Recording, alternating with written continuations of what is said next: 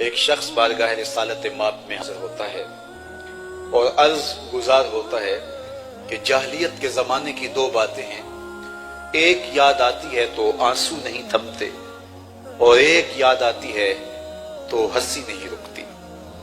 فرمایا وہ تمہاری دو کون سی باتیں؟ کہا وہ بات جو یاد آتی ہے تو ہنسی نہیں رکتی، وہ میرے ایک سفر کی کہانی ہے۔ میں نے ایک لمبی مسافت پہ جانا تھا تو یہ سفری معبود اپنے سامان میں باندھ لیتے تھے تاکہ راستے میں پوجا پاٹ بھی کرتے رہیں۔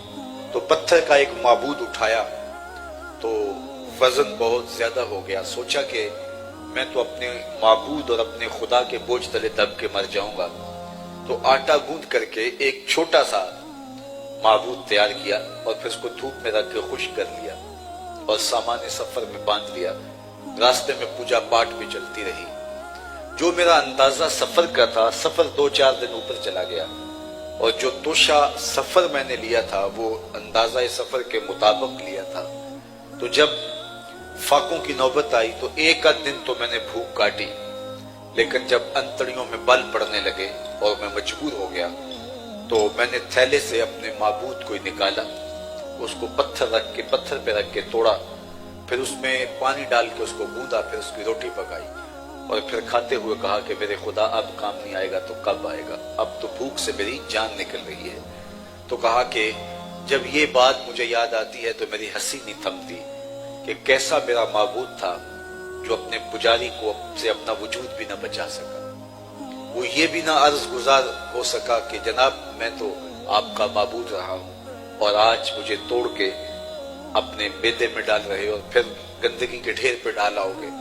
جو اپنے درد کی پپتا نہ سنا سکے، اپنے دکھ کی کہانی نہ سنا سکے، اپنا تشخص نہ بچا سکے، وہ میرا معبود تھا اور اس کو میں خدا مانتا تھا۔ تو ایک زمانہ وہ بھی تھا۔ وہ بات جو یاد آئے تو آنسو نہیں رکتے وہ یہ ہے کہ میں ایک سفر پہ گیا اور کئی سالوں کے بعد واپس پلٹا۔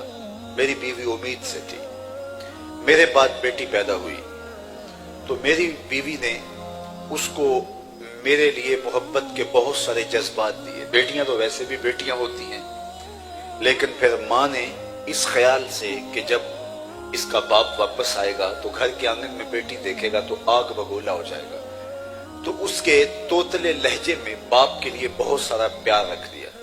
کہتا ہے کئی سالوں کے بعد جب واپس پلٹا تو وہ میری بیٹی میری ٹانگوں سے لپٹ گئی اور یا اباتا ہو کیسے کہہ کے مجھے مخاطبہ کرنے لگی۔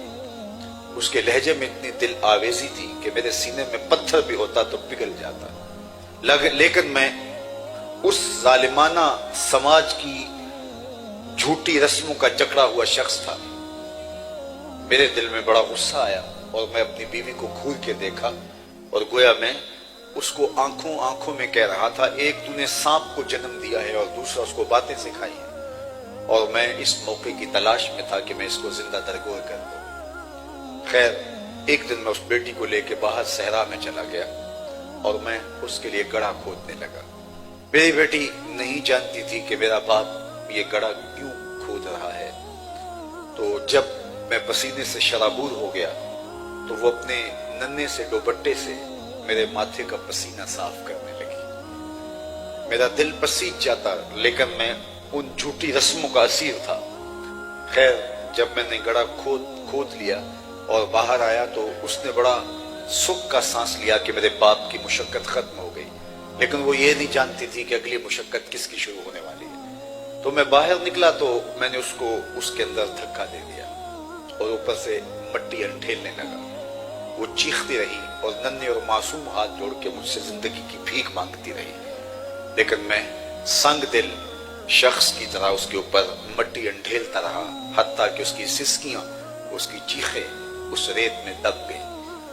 آج جب اسلام لایا ہوں تو اس کی چیخیں مجھے سونے نہیں دیتی، اور جب یاد آتی ہے تو میرے آنسو نہیں تھمتے۔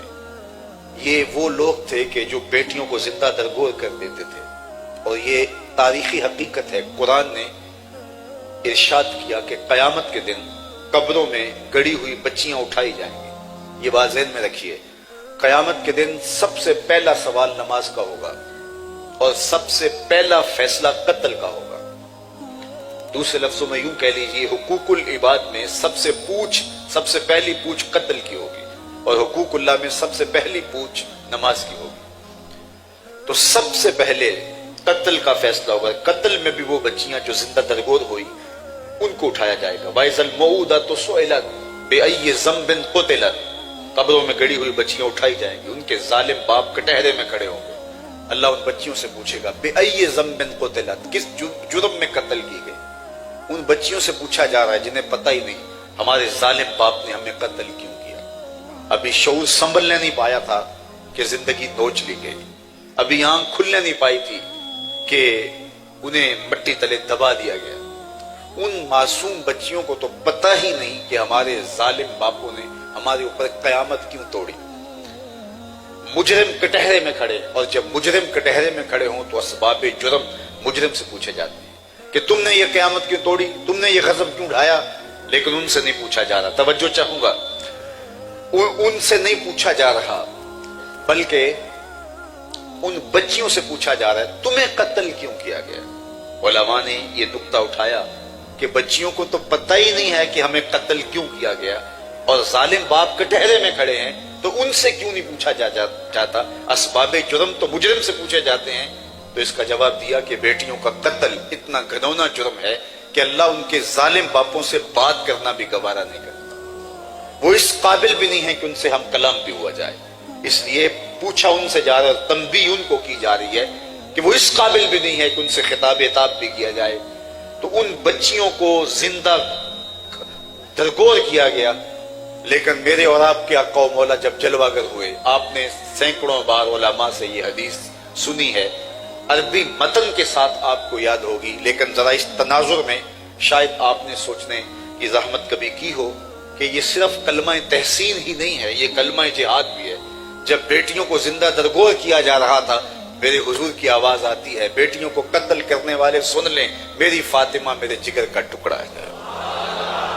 یہ جملہ اس تناظر میں ذرا سمجھیے کہ بیٹیوں کو قتل جب کیا جاتا ہے پھر حضور کا فرمان کہ میری بیٹی میرے جگر کا ٹکڑا ہے، یہ اس دور کے اندر کلمہ جہاد ہے جو میرے حضور نے بلند کیا اور بیٹیوں کو تکریم دی۔ سیدہ فاطمہ جب حضور سے ملنے آتی ہیں سلام اللہ علیہا، تو حضور اپنی مجلس میں اپنی مسند پر ان کو بٹھاتے ہیں، فَأَجْلَسَهَا فِي مَجْلَسِهِ، کھڑے ہو کے استقبال کرتے ہیں۔ دنیا کو بتایا تم تو کاٹتے ہو، تم تو زندہ درگور کرتے ہو، تم تو اس لیے قتل کر دیتے ہو کل کوئی ہمارا بہنوئی نہ کہلائے، لیکن بیٹیاں عزت کی جگہ پہ ہیں اور میں ان کو تکریم دے رہا ہوں اور ان کو وقار کی مسند پہ بٹھا رہا ہوں۔ بلکہ فرمایا جو دو بیٹیاں یا دو بہنیں اللہ کی رضا کے لیے پروان چڑھائے اور ان کی تربیت کرے اور نکاح کر دے، وہ جنت میں میرے ساتھ اس طرح قریب ہوگا جس طرح دو انگلیاں قریب۔ تو ایک صاحب پوچھتے ہیں کہ حضور اگر کسی کی دو بیٹیاں نہ ہوں، ایک بیٹی ہو تو اس کے لیے بھی حضور یہی بتا دیتے ہیں، لیکن اس کے پیچھے